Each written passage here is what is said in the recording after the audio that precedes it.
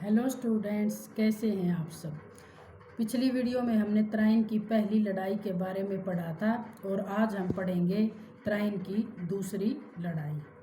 त्राइन की पहली लड़ाई में अपनी हार को गजनी सुल्तान मोहम्मद गोरी कभी नहीं भुला पाया। उसने अपनी इस हार का गुस्सा उन अमीरों पर उतारा जिनकी वजह से वह इस लड़ाई को हारा था, लेकिन उसने अपनी इस हार को अपना कवच बना लिया। इस बार उसने सेना को दोबारा से संगठित किया तथा पहली लड़ाई में हुई गलतियों का अच्छी तरह से अध्ययन किया। उसने अपने आप को भी पहले से ज़्यादा अनुशासित बनाया। उसने अपनी तैयारियों के बारे में स्वयं ही लिखा है। मैं अपनी हार के बाद अपनी पत्नी के पास जाना छोड़ दिया, अपने धारण किए हुए कपड़ों को कभी नहीं बदला। मैंने उन सब को कठोर दंड दिया जिनकी लापरवाही की वजह से मेरी हार हुई थी। अब की बार मैं सिर्फ अल्लाह पर भरोसा करके हिंद की तरफ बढ़ूंगा।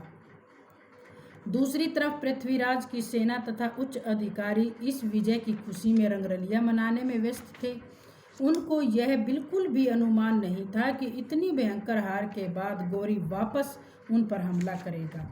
स्वयं चौहान शासक में भी दूरदर्शिता का अभाव था, जो यह समझ नहीं पाया कि मोहम्मद गोरी का स्वभाव ऐसा नहीं है कि वह शांत होकर बैठ जाएगा।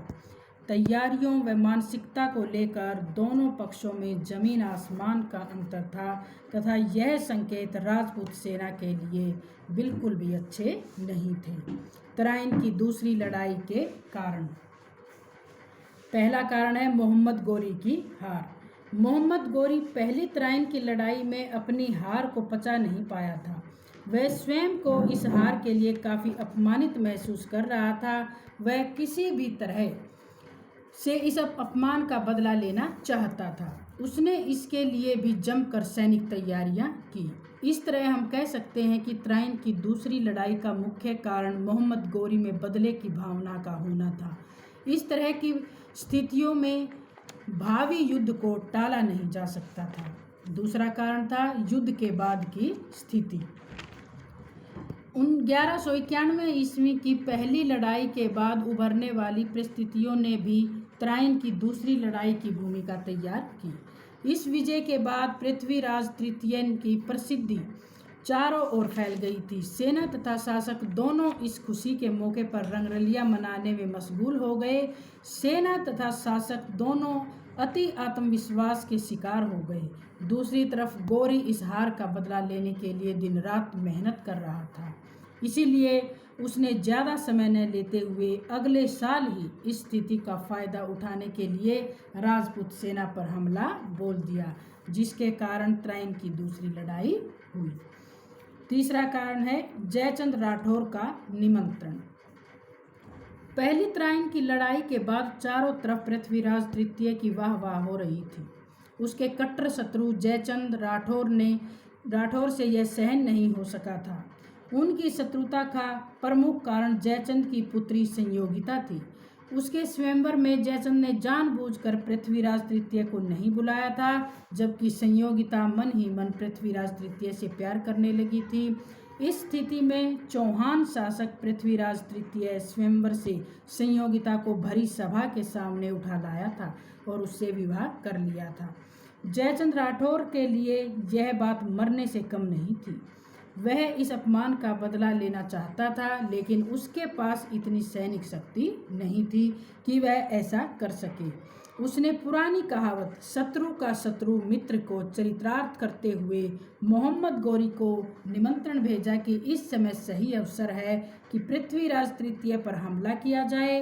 मोहम्मद गोरी के लिए भी वास्तव में यह एक बहुत ही अच्छा अवसर था, जिसके कारण त्राइन की दूसरी लड़ाई हुई। अगला पॉइंट है ताबर हिंद की विजय। 1191 ईस्वी की त्राइन लड़ाई के बाद राजपूत सेना ने ताबर हिंद पर हमला कर दिया। यह अक्षेत्र मोहम्मद गोरी के अधीन था तथा उसकी एक सैनिक टुकड़ी 1189 ईस्वी से ही इसकी सुरक्षा कर रही थी। लंबे संघर्ष के बाद राजपूत सेना ने इस अक्षेत्र को जीत लिया। इस जीत ने गोरी के घावों को फिर से हरा कर दिया। उसने इस घटना को अपने लिए एक और अपमान समझा। अब वह जल्दी से जल्दी इस अपमान के बोझ को अपने सिर से उतार फेंकना चाहता था। अगला पॉइंट है पृथ्वीराज तृतीय का अति आत्मविश्वास। पृथ्वीराज तृतीय ने बेशक त्राइन की पहली युद्ध में मोहम्मद गोरी को हरा दिया था, लेकिन वह अपनी सैनिक शक्ति को देखते हुए इससे पूरी तरह से संतुष्ट नहीं था। उसके मन को बार बार यह बात चुभ रही थी कि उसके पास मोहम्मद गोरी को पूरी तरह से हराने का अवसर था, लेकिन वह इसका लाभ नहीं उठा पाया। वह अपनी इस भूल को किसी भी तरह से सुधारना चाहता था। उसे इतना अति आत्मविश्वास हो गया था कि वह जब चाहे मोहम्मद गोरी को हरा सकता है। इसलिए उसने युद्ध के बाद मोहम्मद गोरी की सैनिक तैयारियों को नज़रअंदाज करते हुए इसे अपने लिए एक अच्छा अवसर समझा। जब दोनों पक्ष लड़ाई का इंतजार कर रहे हों तो भला उस लड़ाई को कैसे टाला जा सकता है। अब है त्राइन की दूसरी लड़ाई का घटनाक्रम। गजनी के सुल्तान मोहम्मद गोरी ने सभी तैयारियां पूरी करने के बाद अगले ही वर्ष यानी कि 1192 ईस्वी में फिर भारत पर हमला कर दिया। इस बार दोनों की सेनाओं की संख्या पिछली बार से ज़्यादा थी। मोहम्मद गोरी लगभग 1,20,000 घुड़सवार सैनिकों के साथ त्राइन के मैदान में आ डटा तथा पृथ्वीराज तृतीय भी एक विशाल सेना के साथ उसका मुकाबला करने के लिए त्राइन के मैदान में पहुंच गया। राजपूत सेना की ओर से गोविंदराय अग्रिम दस्ते का नेतृत्व कर रहा था। बाएं पक्ष को भोला तथा दाएं पक्ष को बदमशाह रावल संभाल रहा था। इन सब के पीछे स्वयं पृथ्वीराज चौहान था। मोहम्मद गोरी की ओर से अग्रिम दस्ते का नेतृत्व खरबाग खां ने किया, जबकि दाएं पक्ष को उल्लाह तथा बाएं पक्ष को मुकलवा संभाल रहा था। मोहम्मद गोरी का सेनापति खमैल केंद्र में रहकर संपूर्ण सेना का संचालन कर रहा था। मोहम्मद गोरी स्वयं घुड़सवार के घेरे में युद्ध की परिस्थितियों का आकलन कर रहे थे। त्राइन के दूसरे युद्ध की शुरुआत कूटनीति तरीके से हुई। मोहम्मद गोरी ने पृथ्वीराज चौहान को पत्र लिखकर संदेश भेजा कि मैं यहाँ पर अपने भाई और संप्रभु के आदेश से आया हूँ। मैं आपसे लड़ना नहीं चाहता हूँ, पर मुझे इतना समय दे कि मैं भाई के पास संदेश भेज सकूं और तुम्हारी शक्ति के बारे में उन्हें अंदाज़ा दे सकूं और उनकी आज्ञा लेकर इस शर्त पर संधि कर सकूं कि सरहिंद, पंजाब और मुल्तान हमारे पास रहेंगे और सारा हिंदुस्तान आपके अधीन होगा। पृथ्वीराज मोहम्मद गोरी की इस चाल में फंस गया और उसे कमज़ोर समझने की भूल कर बैठा। उसे शत्रु की कमजोरी को देखते हुए उस समय हमला करना चाहिए था।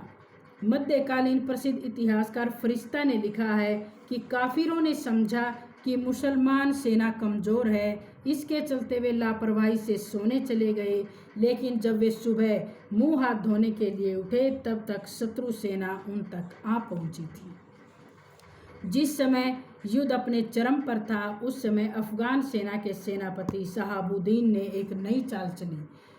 उसने अपनी सेना को 4 भागों में बांटा और उन्हें गुप्त आज्ञा दी कि जिस समय राजपूत सेना का हाथी दस्ता व पैदल दस्ता हमला करे तो वे अचानक पीछे भागने का दिखावा करें।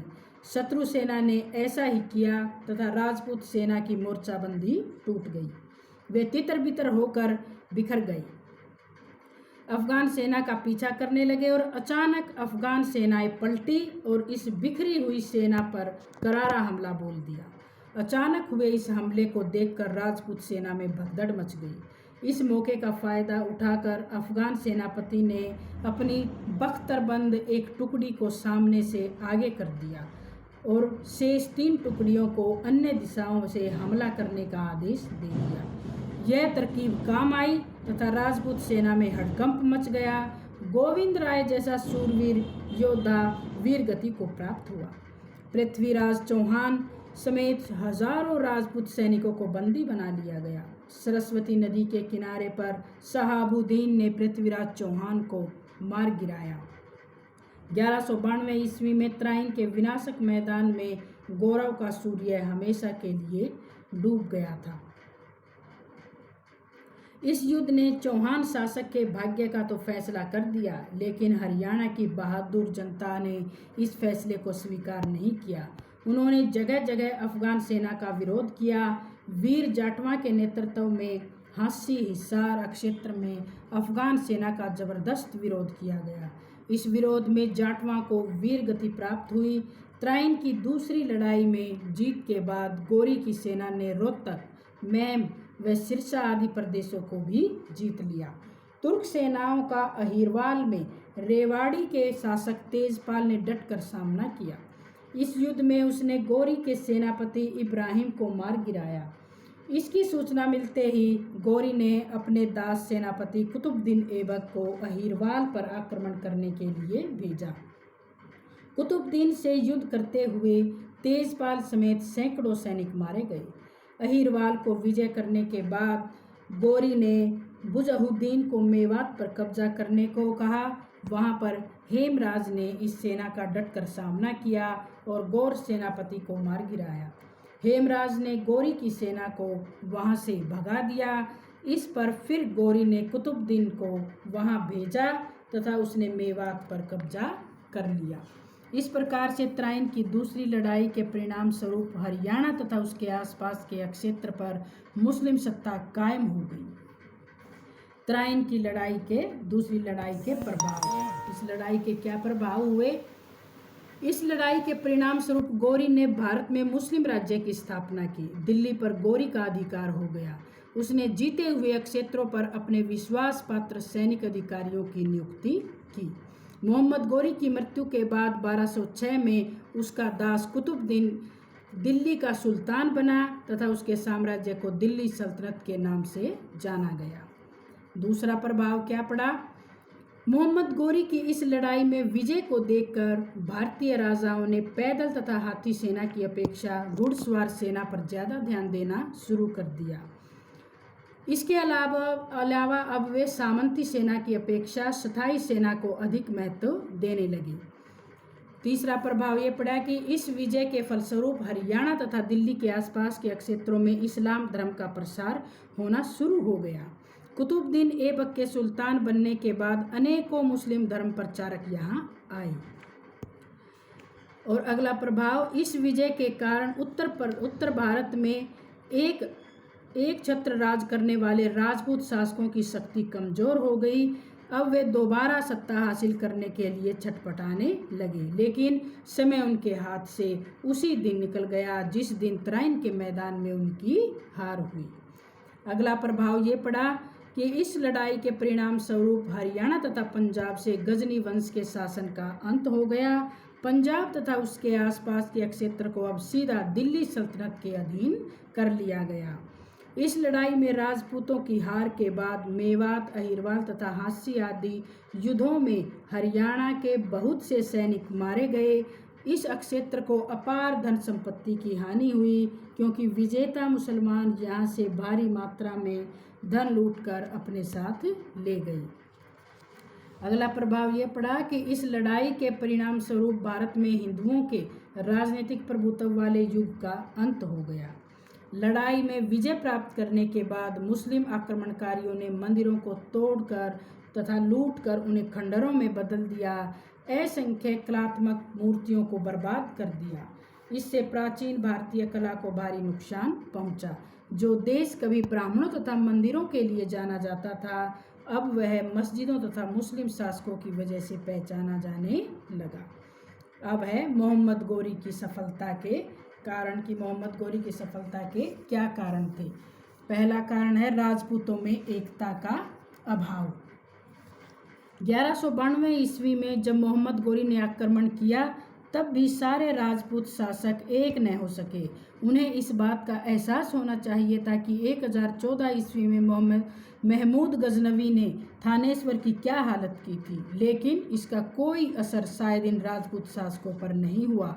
पृथ्वीराज चौहान के शत्रु जयचंद राठौर ने तो निमंत्रण देकर मोहम्मद गौरी को दोबारा से आक्रमण करने के लिए बुलाया। अगला पॉइंट है राजपूत सेना में स्थायी सेना का अभाव।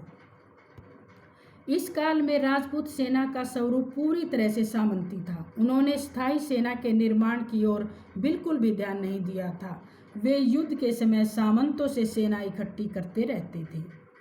अगला पॉइंट है राजपूतों की प्राचीन युद्ध प्रणाली। राजपूत प्राचीन समय से चली आ रही युद्ध प्रणाली का प्रयोग कर रहे थे। इस तरह के युद्ध प्रणाली में पैदल, रथ व हाथी सेना को ज़्यादा महत्व दिया जाता था। उन्होंने समय और परिस्थितियों के अनुकूल अपनी युद्ध नीति में बदलाव नहीं किया था। इस कारण से उन्हें बार बार हार का सामना करना पड़ रहा था। दूसरी तरफ मोहम्मद गोरी की अफगान सेना का ज़्यादातर भाग घुड़सवार सैनिकों का था। अगला पॉइंट है राजपूतों में सामंत प्रथा। इस काल के राजपूत शासकों ने पूरी तरह से सामंती व्यवस्था को अपनाया हुआ था। इस व्यवस्था के तहत सामंतों को भूमि के रूप में बड़ी बड़ी जागीरें दी जाती थी तथा बदले में वे युद्ध के समय अपने स्वामी शासक को अपनी सेना उपलब्ध करवाते थे। लेकिन यह दावा नहीं किया जा सकता था कि वे सामंत पूरी तरह से वफादार रहेंगे। अगला पॉइंट है राजपूत शासकों में दूरदर्शिता का अभाव। राजपूत शासक वीर, साहसी तथा पराक्रमी तो थे, लेकिन उनमें राजनीतिक दूरदर्शिता का अभाव हमेशा ही रहा। वे युद्ध संबंधी रणकौशलों से अनजान थे या जानबूझकर अनजान बने हुए थे। अगला पॉइंट है राजपूतों के घातक उच्च आदर्श। राजपूत अपने स्वभाव से ही उच्च आदर्शों के स्वामी थे। वे निहत्थे तथा भागते शत्रु पर आक्रमण करना कायरता समझते थे। शरण में आने वाले शत्रु के साथ मित्र जैसा व्यवहार करना वे अपना धर्म समझते थे। युद्ध में छल कपट नहीं करते थे और न ही शत्रु से इस तरह की कोई आशा करते थे। लेकिन मुस्लिम आक्रमणकारी इस तरह की विद्या में पूरी तरह से माहिर थे।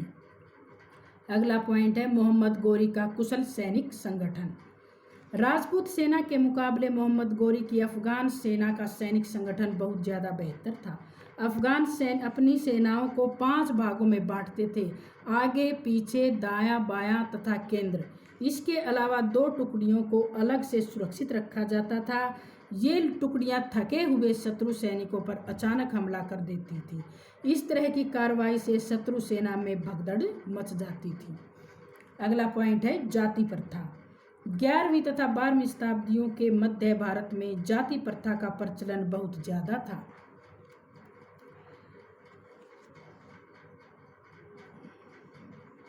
एक जाति के लोग दूसरी जाति के लोगों से संबंध नहीं रखते थे। लड़ने का काम सिर्फ अक्षत्रिय जाति का था तथा अन्य किसी जाति को यह अधिकार नहीं दिया गया था। इसी जाति व्यवस्था के कारण उस समय की अन्य जातियों ने राजपूतों का साथ नहीं दिया तथा वे अकेले ही मुस्लिम आक्रमणकारियों से लड़ते रहे। अगला पॉइंट है गुप्तचर व्यवस्था का अभाव। मुस्लिम आक्रमणकारी गुप्त रूप से अपने शत्रु की सभी जानकारियां रखते थे। वे गुप्त सूचना के आधार पर सही समय पर दुश्मन पर हमला करते थे। गुप्तचरों को वे सेनापतियों से भी ज़्यादा महत्व देते थे।